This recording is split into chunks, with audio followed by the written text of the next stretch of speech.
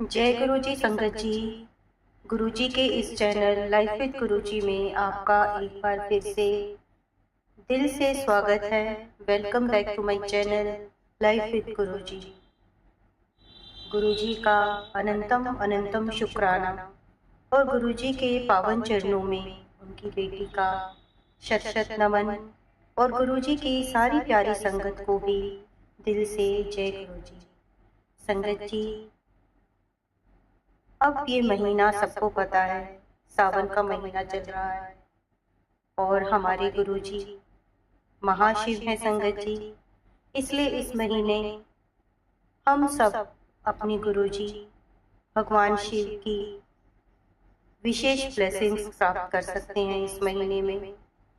क्योंकि संगत जी, सावन का महीना सबको पता है कि भगवान शिव को विशेष प्रिय होता है और फिर हमारे गुरुजी तो महाशिव ही हैं।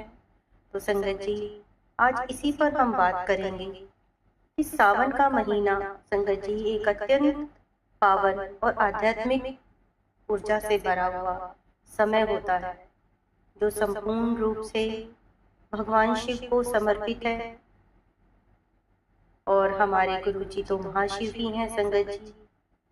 इस महीने में प्रकृति भी जैसे शिव भक्ति में लीन हो जाती है और हर बूंद में उनकी कृपा बरसती हुई प्रतीत होती है। मोटे रूप से देखा जाए तो संगत जी, सावन का महीना अत्यंत शुभ और आध्यात्मिक महत्व रखने वाला महीना है, जो भक्ति, साधना, तपस्या और आत्मशुद्धि का विशेष समय माना गया है।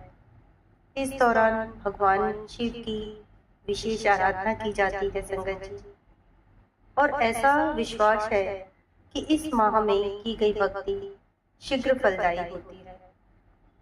सावन का महीना संपूर्ण संबंध भगवान शिव से माना जाता है इस महीने का, और इसीलिए मैं बार बार आपको कह रही हूँ संगत जी कि भगवान शिव हमारे गुरुजी हैं, हमारे गुरुजी ही हमारे महाशिव हैं।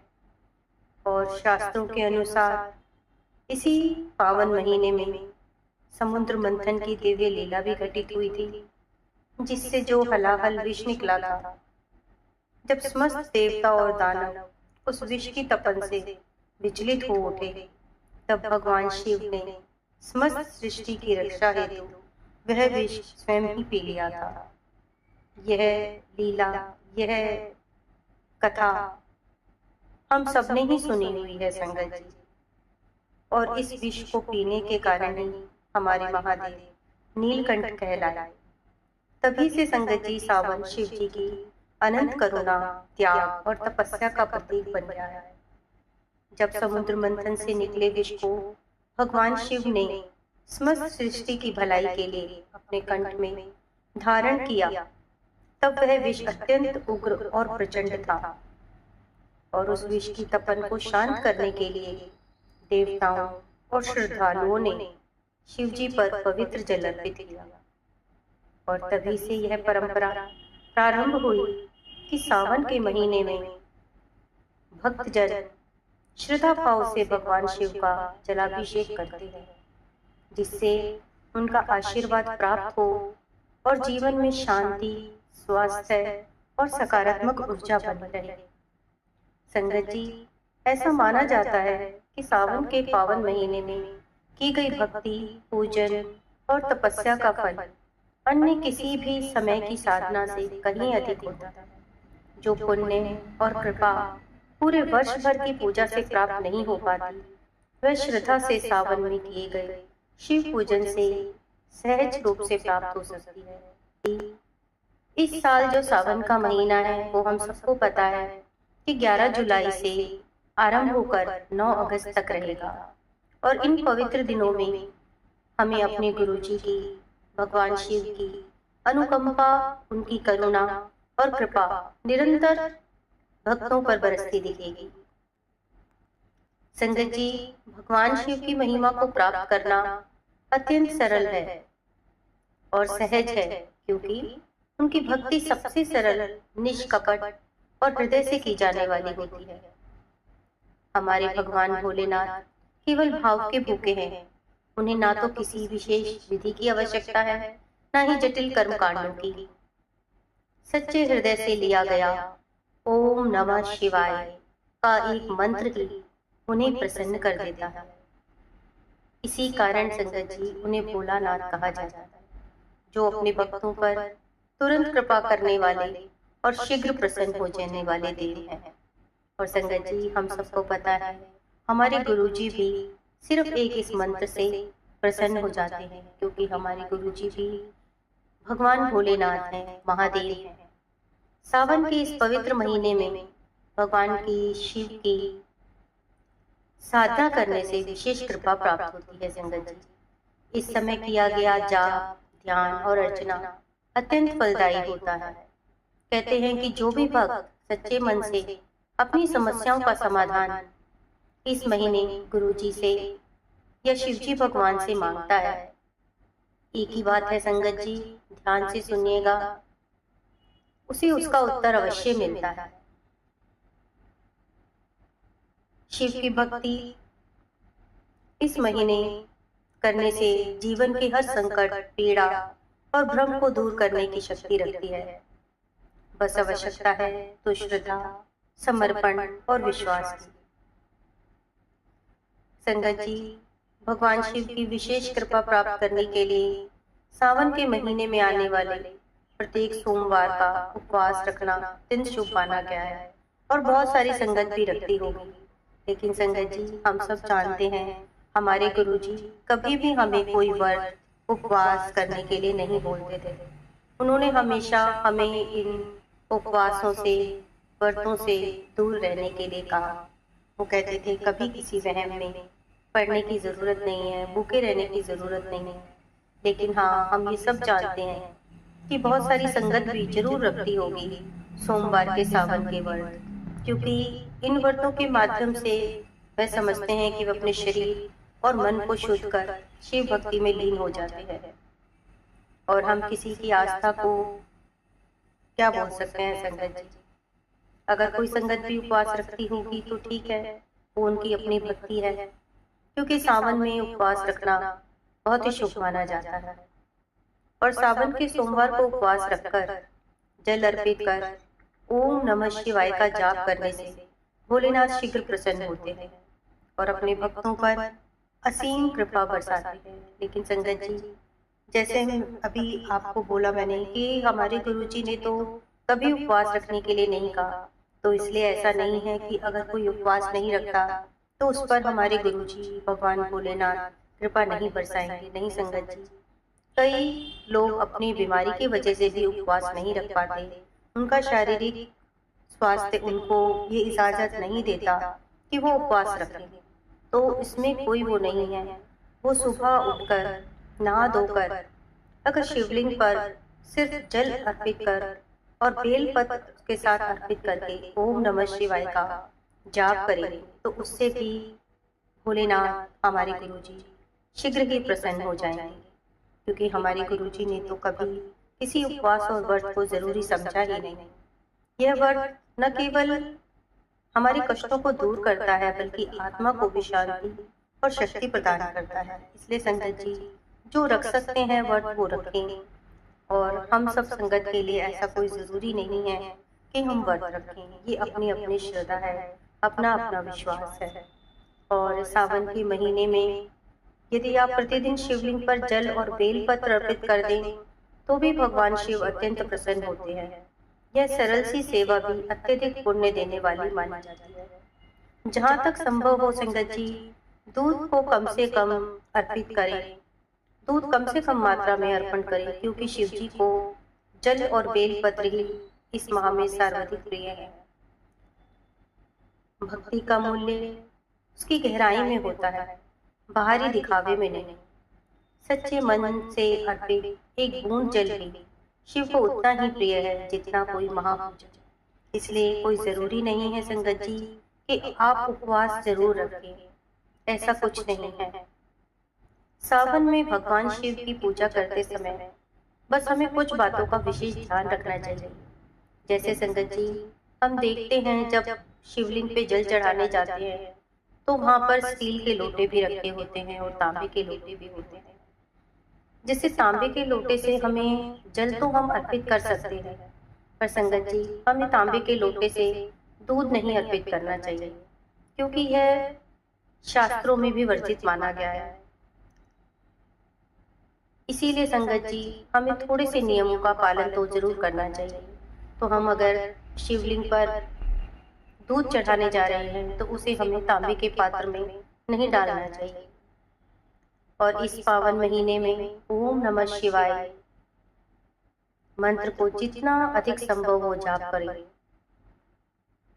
इसके उच्चारण मात्र से मन शांत होता है, आत्म शुद्धि होती है और शिव कृपा स्वतः ही आकर्षित होती है।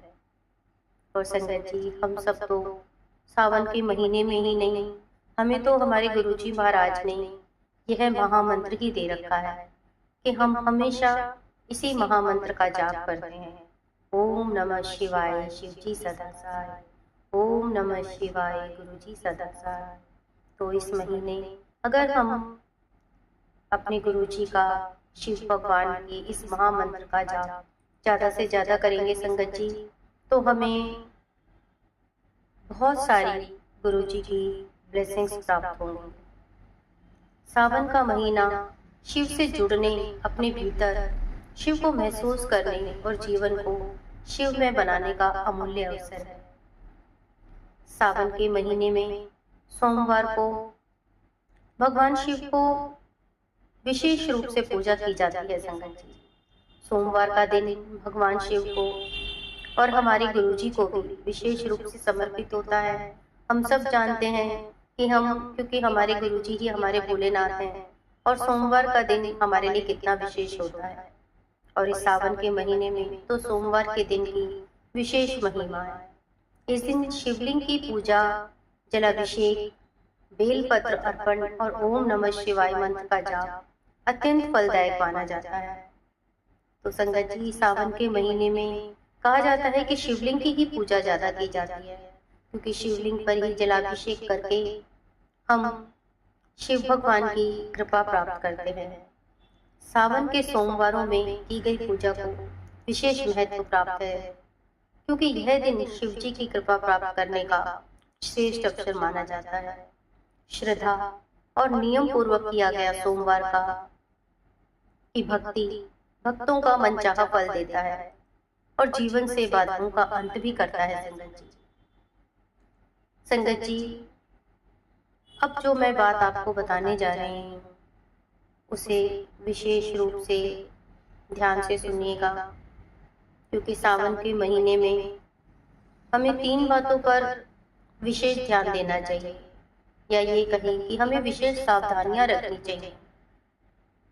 पहला, संगत जी सावन के महीने में पत्तेदार सब्जियां खाने से परहेज करने की सलाह दी जाती है।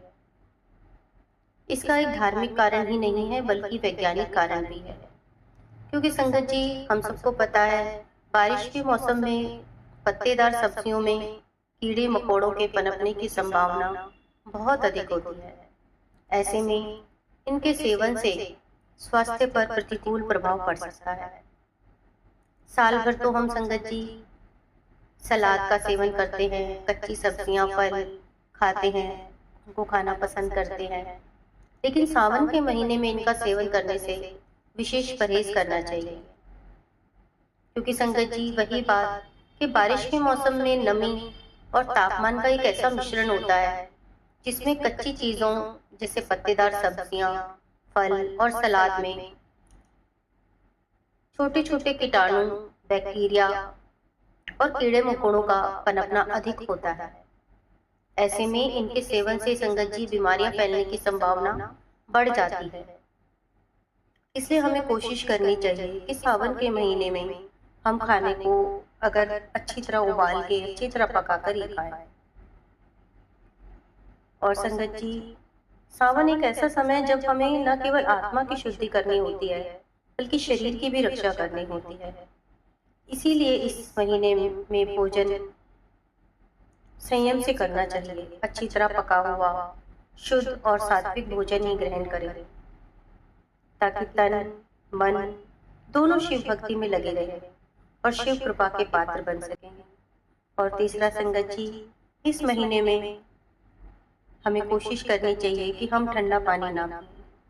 पानी को हम थोड़ा सा गुनगुना करके पिएं, क्योंकि ये मौसम बरसात का मौसम होता है और इसमें गला खराब होना और बहुत सी बीमारियां पनप जाती हैं और गले से रिलेटेड भी समस्याएं हो सकती हैं। तो अगर हम इस पूरे महीने थोड़ा गुनगुना पानी, हल्का गुनगुना पानी, संगत जी, गर्म पानी नहीं, हल्का उसकी थोड़ा सा ठंड उतारने पानी की गुनगुना पिए, तो हमारा स्वास्थ्य ठीक रहेगा और हम स्वस्थ रह के अपने गुरु जी की पूजा अर्चना अच्छे से कर सकेंगे।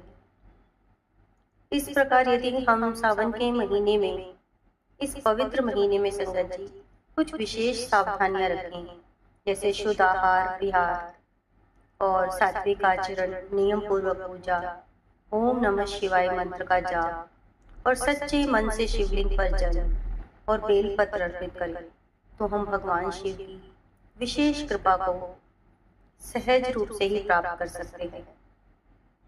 सावन का यह महीना केवल एक धार्मिक परंपरा नहीं, बल्कि आत्मा को जागृत करने, जीवन को शिवमय बनाने और अपने भीतर के अंधकार को मिटाने का एक सुनहरा अवसर है। शिव जी सरल हैं, भोलानाथ हैं, वे केवल सच्ची श्रद्धा और प्रेम के भूखे हैं। यदि हम तन, मन और आत्मा से उनकी भक्ति करें, तो उनका आशीर्वाद हमारे जीवन को सुख, शांति और सिद्धि से भर सकता है। संगत जी, उम्मीद करती हूँ कि आपको सावन महीने में हमें अपने गुरु जी की, हमें भगवान भोलेनाथ की विशेष कृपा किस प्रकार प्राप्त हो सकती है वो अच्छे से समझ आया होगा। और सभी संगत सावन के इस महीने में, और संगत भी नहीं, नॉन संगत भी, सावन के इस महीने में गुरु जी की, भगवान भोलेनाथ शिव जी महाराज की विशेष पूजा अर्चना करके अपने लिए बहुत बहुत सारी ब्लेसिंग्स प्राप्त करेंगे। और सब सावन के महीने में भरसक प्रयत्न करने की भी जरूरत नहीं है संगत जी। ये छोटी छोटी चीजें हैं कि हम शिवलिंग पर जल चढ़ा दें, उपवास ना रखें बेशक से, कुछ लोग तो लेकिन उपवास रखते हैं संगत जी, लेकिन जो नहीं रख पाते वो भी अगर केवल जल शिवलिंग पे चढ़ा दें, बेलपत्र चढ़ा दें और महामंत्र ओम नमः शिवाय का जाप करें, तो संगत जी हमें अपने गुरु जी महाराज भगवान भोलेनाथ की विशेष कृपा जरूर से जरूर प्राप्त होगी। संगत जी, आशा करती हूँ कि आपको यह सत्संग पसंद आया होगा, अच्छा लगा होगा। अगर आपको ये सत्संग अच्छा लगा है संगत जी, और आप भी चाहते हैं कि भगवान भोलेनाथ की कृपा आप पर बनी रहे और इस सावन के महीने में गुरु जी आपको भर भर के ब्लेसिंग्स दें, तो इस सत्संग को ज़्यादा से ज़्यादा शेयर करें। अगर आप इस चैनल पर नए हैं तो चैनल को सब्सक्राइब करें संगत जी। और सत्संग को मैं हमेशा ही बोलती हूँ, शुरू से लेकर अंत तक सुने, क्योंकि सत्संग सुनाने वाले का भी भला होता है और सुनने वाले का भी। तो संगत जी, मैं अपनी वाणी को यहीं विराम दूंगी और एक बारी अपने गुरु जी के चरणों में महामंत्र का जाप अवश्य समर्पित करूंगी। ओम नमः शिवाय, शिव जी सदा सहाय। ओम नमः शिवाय, गुरु जी सदा सहाय।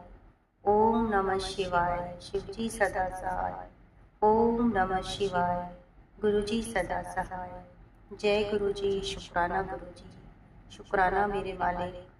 सब पर सावन के इस महीने में गुरु जी आप बहुत बहुत सारी ब्लेसिंग्स बरसाएं, सबका कल्याण करें, सबको आशीर्वाद दें, ऐसी गुरु जी महाराज से प्रार्थना करते हैं। जय गुरु जी। संगत जी, आपका भी बहुत बहुत शुक्राना। जय गुरु जी।